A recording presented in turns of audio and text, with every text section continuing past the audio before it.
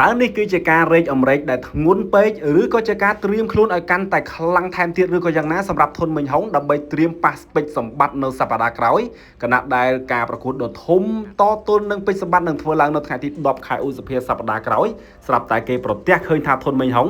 ត្រូវប្រកួតការពារខ្សែក្រវ៉ាត់កងចេញម្រាមរបស់ខ្លួនតទល់នឹងកីឡាករចិននៅលើសង្វៀនហងមាសនៅថ្ងៃទី3ខែឧសភាឆ្នាំ2026ចុងសប្តាហ៍នេះនៅលើទឹកដីខេត្តបាត់ដំបងដែលជាកម្មវិធីរបស់ទូរទស្សន៍ហងមាស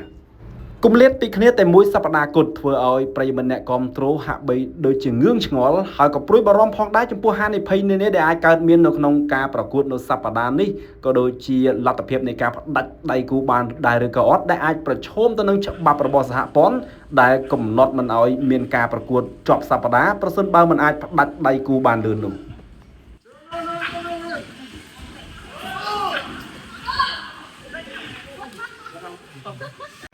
នៅទីបំផុតទៅជំនួបដ៏ធំរវាងក្របីព្រៃពេជ្រសម្បត្តិហើយនិងធុនមេងហុងនៅក្នុងព្រឹត្តិការណ៍ធំ The Battle of Free Kingdom ដែលក្រុងនឹងរៀបចំនៅថ្ងៃទី10ខែឧសភាឆ្នាំ2026នឹងមិនមានភាពស្រពេចស្រពិល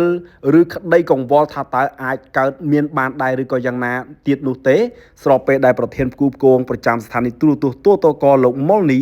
បានបញ្ជាក់ច្បាស់អំពីអនាគតនៃការប្រកួតនេះដោយថាធុនមេងហុងនឹងមិនមានការប្រកួតណានៅក្នុងសប្តាហ៍នេះនោះទេ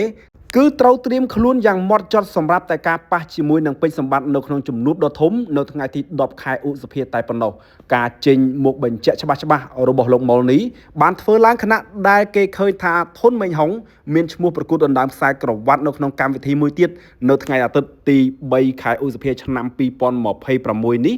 ប៉ូលគឺមួយសប្តាហ៍តែប៉ុណ្ណោះមុនការប៉ះជាមួយនឹងពេជ្រសម្បត្តិនៅថ្ងៃទី10ខែឧសភាតាមរយៈសម្រងសេចក្តីនៅលើ page ផ្លូវការរបស់លោកនៅថ្ងៃទី30ខែមេសាឆ្នាំ2026នេះលោកម៉ុលនីមិនបានបញ្ជាក់លម្អិតអំពីនីតិវិធីនៃការដោះស្រាយនោះទេប៉ុន្តែយ៉ាងណាក្តីបាទលោកបានបញ្ជាក់លម្អិតច្បាស់ថាការប្រកួតរវាងធុនមេងហុងហើយនិងពេជ្រសម្បត្តិនឹងដំណើរការទៅដោយប្រក្រតី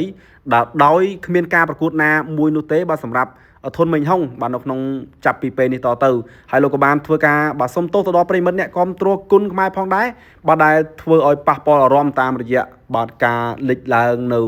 បាទការចាប់គូដែលមានបញ្ហាចាក់ស្រេះបែបនេះប៉ុន្តែអ្វីត្រូវបានដោះស្រាយរួចហើយលោករំពឹងថាការប្រកួតបាទរវាងធុនមេងហុងហើយនិងក្របីព្រៃពេជ្រសម្បត្តិនឹងក្លាយជាការប្រកួតដ៏អស្ចារ្យមួយសម្រាប់ប្រិយមិត្តអ្នកគាំទ្រ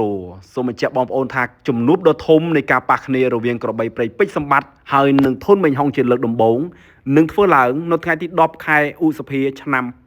2026នេះគឺជាគូដ៏ធំមួយនៅក្នុងព្រឹត្តិការណ៍ The Battle of Free Kingdom